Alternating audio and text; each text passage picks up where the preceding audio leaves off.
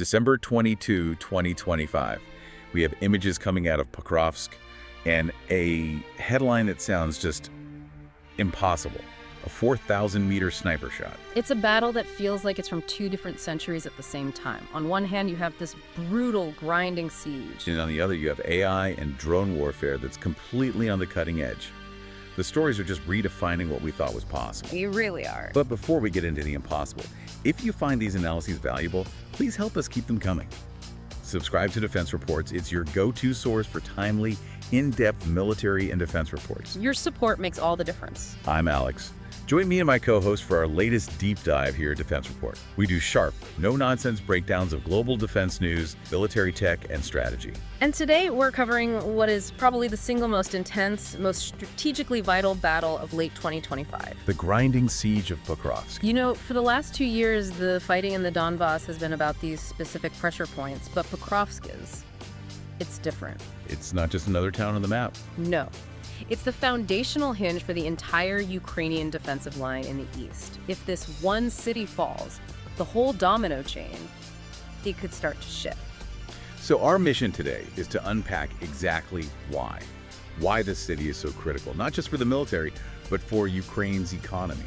And we need to look at the tactics. From both sides. Because what's happening there is writing the playbook for 21st century warfare in Europe. And you have to start with the extremes here, because it's staggering. It really is. The scale of the Russian assault is something else. We're talking coordinated infiltration missions, sometimes up to 200 troops at a time, trying to get into the central districts. And they're using overwhelming firepower, like thermobaric weapons. Right. And they're even weaponizing the weather, using fog and rain to deliberately blind Ukrainian drones. But the Ukrainian counterpunch is where I think every military planner in the world is just taking notes. Oh, absolutely. The technological leap is breathtaking. And it starts with that headline, that impossible shot, a Ukrainian ghost sniper unit. Yeah. They used a domestically made Snipex alligator rifle. And AI guidance. This is the key part. AI guidance to take out 2 targets from a confirmed world record distance, 4,000 meters. It's a shot that seems to defy physics, as we normally think about it. And beyond that one incredible moment, you have this deeper technological shift. Ukraine is hunting high-value Russian artillery. And taking them out within minutes of firing. That changes everything. It completely changes the survivability equation for Russia's most powerful weapons. It does. Okay, so let's start there. Let's dive into the core reason. Why is a town with a pre-war population of, 60,000 people consuming so many resources? Why does Pokrovsk matter so much? It's all about logistics and the integrity of their entire defense. Pokrovsk is the central nervous system for what's called the Fortress Belt. Big cities like Kramatorsk and Sloviansk. Exactly. Kramatorsk, Sloviansk, Kostiantynivka. It sits right where the main road and rail lines cross. It's how they move troops side to side, how they get supplies in, how they sustain the entire front. So it's not just about holding the town itself, it's about keeping the arteries open. That's the perfect way to put it. If it falls, those supply lines are immediately compromised. They'd be forced to reroute everything, adding roughly 90 kilometers to their logistics chains. And that's not just an inconvenience. 90 kilometers is a lot more exposure to Russian fire, more friction, more fuel. It's 90 kilometers of increased vulnerability. It translates directly to more casualties and less ammunition getting where it needs to go. That makes perfect sense. But there's also the economic angle, which I think gets lost in a lot of the battle reports. It's just as critical. The area around Pokrovsk hosts Ukraine's only remaining source of coking coal. And that's the special kind of coal you need to make steel. Right. It's essential for their steel industry, which is far behind the lines in cities like Kryvyi and Zaporizhia. So once Russian forces got close enough to shell the area, production stopped. And that halt has an immediate, measurable impact on the entire country's economy. The estimates are that losing this coal could knock between 0.4% and 0.6% off Ukraine's annual GDP. Wow. So this isn't just about territory, it's about industrial survival. You're watching a battle to decide if Ukraine can even maintain its own heavy industry. Exactly. When you put the logistical and economic pressure together, you really start to understand the Kremlin's bigger strategy. It's about systemic collapse, not just taking a city. And we just saw President Putin reaffirm his maximalist war goals. He's talking about demilitarization, seizing historical lands like Odessa. So the relentless push on Pokrovsk, fighting for, over 140 days inside the town itself? It's the necessary first step for them. They have to win here to force a settlement on their terms. So with that pressure, let's look at the actual fighting. The Russians learned a really harsh lesson early on with those big mechanized assaults. Right, the columns of tanks getting wiped out, so they adapted. Radically, they've shifted to this infiltration paradigm. It's completely changed the close quarters fight. Instead of leading with armor, they're using what? Tiny units? Tiny units. Fire teams of 2 or 3 soldiers, crawling through ruins, through tree lines, all with their own drones watching over them. The goal is just to find a gap, get a foothold, and cause chaos. And they're using the weather to do it.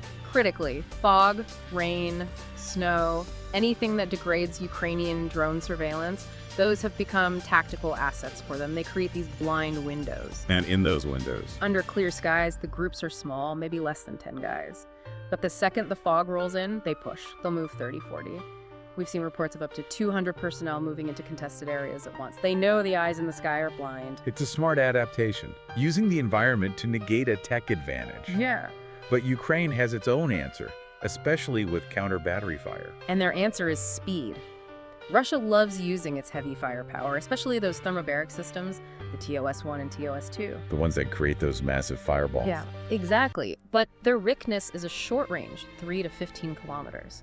That forces them to bring these very valuable systems close to the front, exposing them. And that's the moment Ukrainian units are waiting for. They're exploiting it ruthlessly. A drone spots a TOS system, and within minutes, it's being hit. By what? FPV drones. FPV drones, which are basically, small kamikaze drones, or with precision airstrikes, like the GBU-39 glide bombs. When one of those hits a TOS launcher, the secondary explosion is just enormous. Yeah, it has to shorten the life expectancy of Russian artillery crews quite a bit. It does, and the attrition is real. We're seeing Russia having to pull pre-World War II equipment, literally things like the ML-20 howitzer, Right. out of deep storage to fill the gaps. It's a battlefield of extremes. You have AI targeting and 80-year-old guns on the same front. Which brings us right back to that 4,000-meter shot. Right. The most extreme example. It wasn't just a record, it was a statement. Let's spend a minute on this because it just challenges everything you think about marksmanship. A sniper from the Privid, or Ghost Unit. August 2025. 2 confirmed kills at 4,000 meters. The distance itself is it's hard to even picture. That's nearly 2.5 miles. The bullet is in the air for 9 or 10 seconds. Think about that. In 10 seconds, the target is moving, the wind changes, the Earth itself is rotating underneath the bullet's path. The Coriolis effect is a real factor at that range. And the power needed is immense. They use the Ukrainian-made Snipex Alligator. It's a monster of a rifle. 14.5 millimeters, 2 meters long, weighs 25 kilos. But the gun isn't the real story here. It's the software. It's the system. It was an AI-driven targeting computer fed real-time data from a drone. So the drone is watching the target. It's watching everything. The target, the wind shear at different altitudes, the air pressure, humidity. It feeds all of that into the AI. The AI then calculates the single perfect firing solution to account for all those variables and that massive arc the bullet takes. It turns the sniper from a marksman into a precision systems operator. That's exactly it. And that kind of tech integration is key to the next evolution here, bypassing the electronic battlefield. Because Russia is all in on what they call battlefield air interdiction, or BAI. Right. Which is just a fancy way of saying they are trying to use drones and aircraft to hit everything in the rear up to 50 kilometers deep to choke off Ukrainian logistics. And this kill zone you hear about, how deep is that now?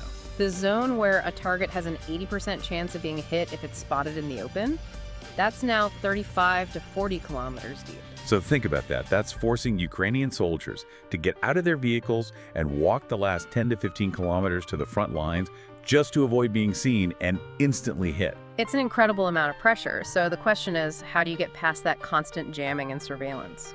And Ukraine is working on 2 major counters. The first is AI resilience. Right. They're building AI directly into the strike drones. In the final few hundred meters of its attack run, the drone stops relying on GPS or radio commands. It uses image recognition to find and track the target autonomously. So once it locks onto a tank, you can jam it all you want. The drone is flying itself based on what it sees. The jamming becomes irrelevant. Precisely. It becomes a fire-and-forget weapon at the point of attack. The second counter is almost low-tech but brilliant. Fiber optic drones. It sounds kind of counterintuitive. But it's a genius move. These drones are guided by a tiny unspooling fiber optic cable. It gives the operator a perfectly clear, unjammable video feed. Because it's a physical connection. You can't jam a beam of light in a cable. Exactly. They use them for high-value targets like command posts where you absolutely need that precision. And all this innovation, forged in the fire of Pokrovsk, is providing direct lessons for the rest of Europe. Ukraine has become the world's most intense defense R&D lab. We're seeing systems go from a concept on a whiteboard to serial production in a matter of months. Take the Octopus drone. It's an AI interceptor designed specifically to hunt and kill Russian Shahed drones at night, even when there's heavy jamming. Every European military has to be studying that. And they are. We're seeing companies like Atrade shipping their drone wall system to Ukraine. It's an AI system that uses a swarm of FPV drones to automatically defend a piece of critical infrastructure. It's basically an automated air shield. Which connects directly to this broader threat analysts are calling Phase Zero. Right, Phase Zero. It's Moscow's way of setting the stage, informational, psychological probing before a potential conflict. Testing defenses, normalizing risky behavior. And we've seen an increase in Russian reconnaissance drones, like the Orlan 10, entering Turkish airspace or even crashing inside NATO territory. It's not an accident. It's assessed as part of that Phase Zero effort, using the very tactics they're refining in places like Pokrovsk. Okay, let's bring it back to the ground and the attrition, because a siege like Pokrovsk is all about manpower. And the numbers are just stark. Total Russian casualties are estimated at over 790,000. Now, their defense minister, Borisov, claimed they signed 410,000 new contracts in 2025. That's about 32,800 a month. Okay, but how does that number stack up against their losses? It barely covers them. The estimated monthly attrition rate is around 34,600 casualties. So they're recruiting just enough to tread water at best. And that says nothing about the quality of the new recruits. That's the critical point. They aren't replacing experienced soldiers with equally experienced soldiers. The overall combat effectiveness is declining even as they talk about expanding the military. Which leads to cognitive warfare. They take these small, very costly tactical gains. And they spin them for huge informational effect.